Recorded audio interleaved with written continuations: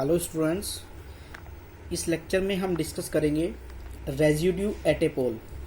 Residue भी along the curve integration करने का ही एक तरीका है। जैसा कि आपने कोची इंटीग्रल फॉर्मूले में पढ़ा है कि हम किसी भी क्लोज कर्व के अलोंग इंटीग्रेशन कर सकते हैं, तो रेजिड्यू भी कोची इंटीग्रल फॉर्मूले की तरह ही काम करेगा। Let z equals to a is a pole of order m।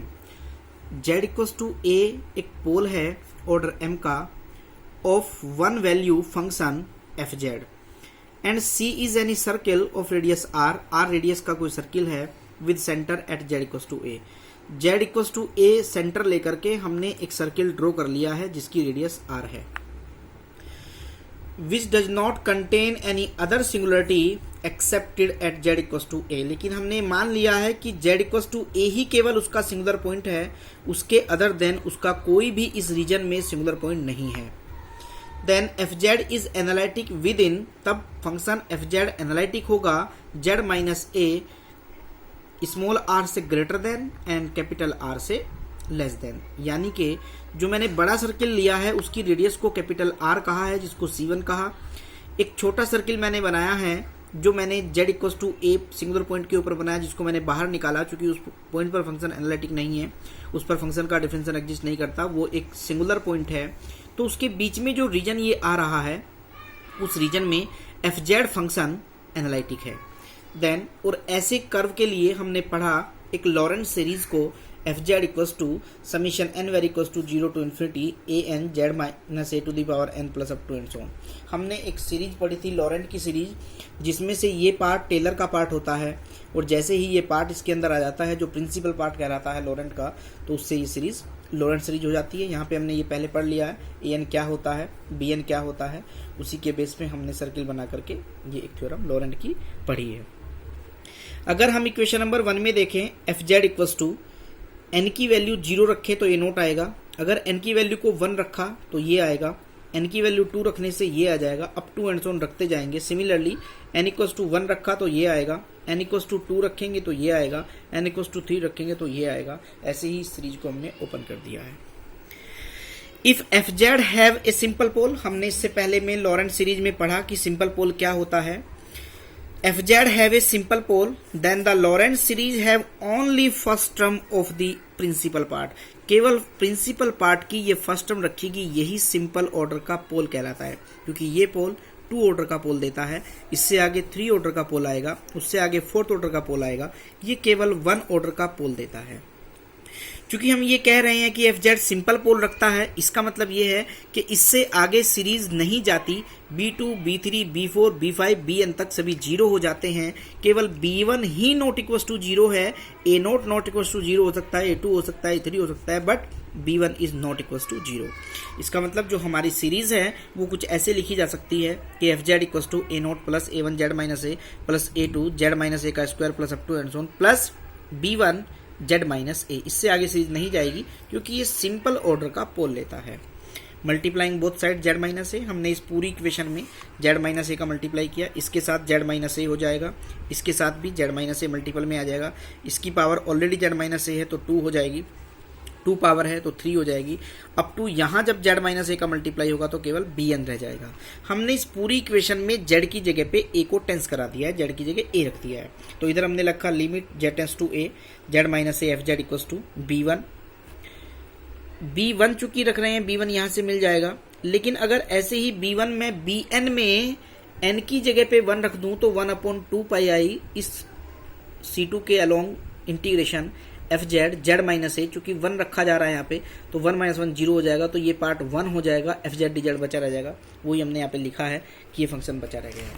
अगर हम देखें तो b1 बराबर हो गया 1/2 पाई आई उस क्लोज कर्व के अराउंड इंटीग्रेशन fz dz बराबर, दूसरी डेफिनेशन ये भी बन के आई limit z tends to a z minus a fz। अगर हमें b1 की वैल्यू चाहिए तो उसे हम ये भी कह सकते हैं। तो ये हमारे पास एक डेफिनेशन आ गई है कि fz फंक्शन में उस z माइनस a का मल्टीप्लाई किया जाए जिस पर फंक्शन एनालिटिक नहीं था, जो उसका सिंगुलर पॉइंट था और उसी को लिमिट रखी जाए, इसको B1 कहा जाता है और B1 ही सिंपल पोल पर रेजिड्यू कहलाता है।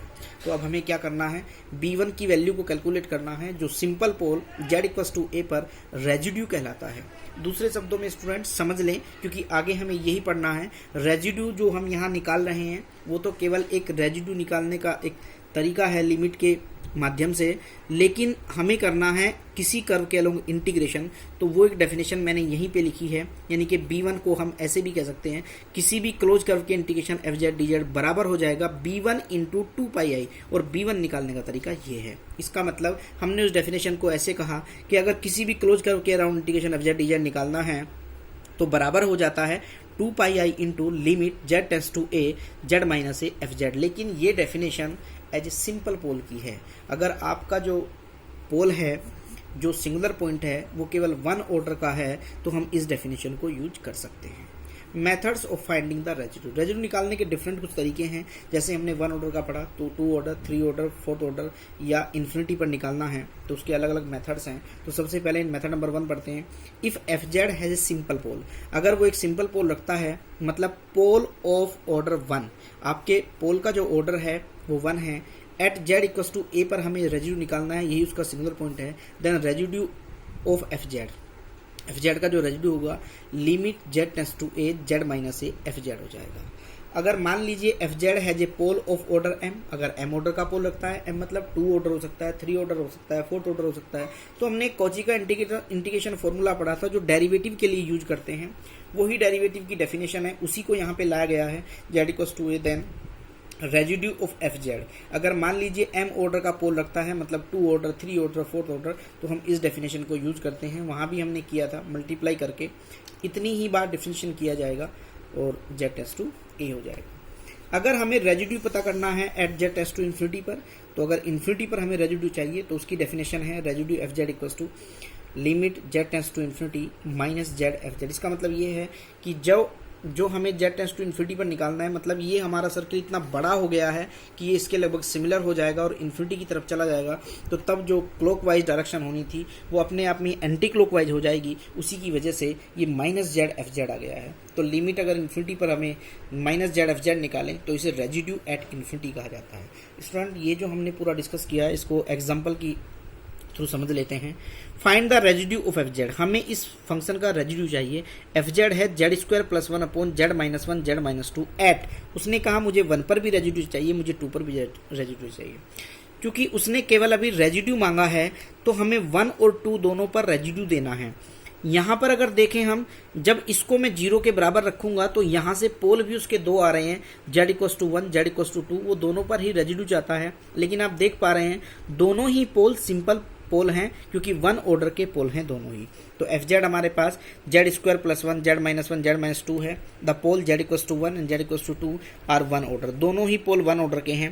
पहले मैं 1 पर रेजिड्यू निकाल लेता हूँ, फिर 2 पर रेजिड्यू निकाल लेता हूँ।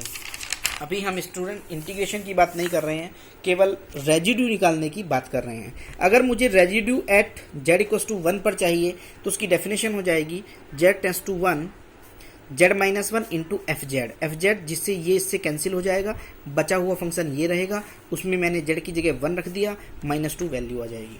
रेजिड्यू एट Z=2, अगर मुझे Z=2 पर रेजिड्यू चाहिए तो लिमिट Z→2 Z - 2 इस बार मल्टीपल हो जाएगा, अब इससे ये कैंसिल हो जाएगा, बचा हुआ फंक्शन ये है, Z की जगह पे 2 रखा जाएगा तो 4 आ जाएगा। Find the residue at Z=-1 of FZ function, ये मेरे पास एक FZ फंक्शन है और वो Z=-1। देखिए पोल तो उसका Z=1 भी है, बट वो Z=1 पर रेजिड्यू नहीं चाहता, वो केवल आपसे Z=-1 पर रेजिड्यू चाहता है। लेकिन जब मैंने उस पोल को निकाला Z+1 की पावर 2 = 0, इसका मतलब Z=-1 एक पोल तो आया बट 2 ऑर्डर, क्योंकि यहाँ पे उसकी पावर 2 है, तो 2 ऑर्डर का पोल आया। इस बार हमें सेकंड डेफिनेशन लगानी पड़ेगी, जहाँ उस डेफिनेशन में हमने देखा था।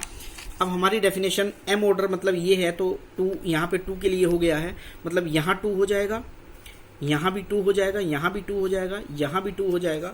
इस डेफिनेशन को हम यूज़ करेंगे तब आपकी डेफिनेशन हो जाएगी limit z tends to -1 d upon D Z, Z plus 1 का स्क्वायर, जेड प्लस 1 का होल स्क्वायर कैंसिल हो जाएगा, z अपॉन z माइनस 1 बचा रह जाएगा। d अपॉन डी जेड का मतलब था इसका एक बार डिफ्रेंशिएशन करें, हमने डिवाइड का रूल फॉलो किया, इसको डिफ्रेंशिएट किया, z की जगह पे -1 रखा, -1/4 आ गया, यही इसका आंसर है। तो हमें इस तरीके से रेजिड्यू मिल जाएगा।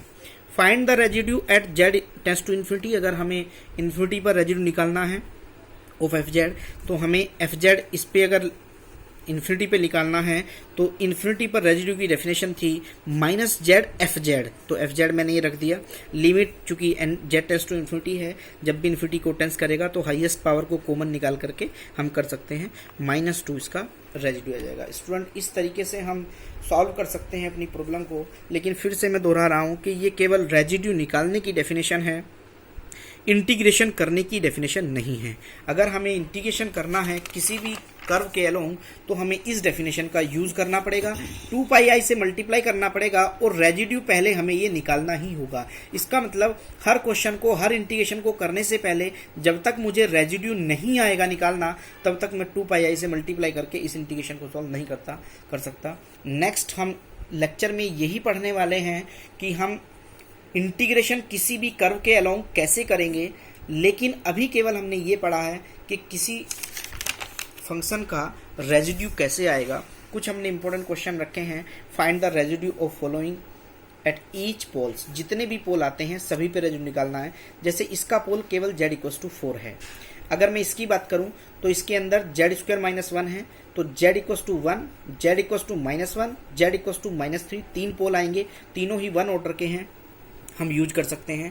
अगर इसके अंदर देखें z = 0, z = 1, z = 2, 3 पोल आएंगे, तीनों पे अलग अलग रेजिड्यू निकाल सकते हैं। अगर हम इस क्वेश्चन में देखें z = 2 एक सिंपल ऑर्डर का पोल है, लेकिन z = 1 2 ऑर्डर का पोल है, तो इसके लिए हम पहली डेफिनेशन यूज करेंगे, इसके लिए दूसरी डेफिनेशन यूज करेंगे। अगर इसको देखें z² + 4, तो z से आएगा ±2 ओएटा, ±2 ओएटा, लेकिन दोनों ही पोल 2 ऑर्डर के हैं। स्टूडेंट ध्यान दीजिए, पहले आप इसको ऐसे लिख सकते हैं कि z + 2i और z - 2i, इसकी भी पावर 2 है, इसकी भी पावर 2 है, तो ये भी एक पोल है 2 ऑर्डर का, ये भी इससे एक पोल आएगा 2 ऑर्डर का, तो दोनों के लिए 2 ऑर्डर की डेफिनेशन लगा सकते हैं। अगर इस क्वेश्चन में देखें z = -3/2 सिंपल ऑर्डर का पोल है, लेकिन z = 1 2 ऑर्डर का पोल है, तो फिर 2 ऑर्डर वाली डेफिनेशन लगाएंगे। Find the residue at z tends to infinity, infinity पर निकालना है तो कॉमन लेकर के आप कर सकते हैं। कितनी मिनट की बनी है?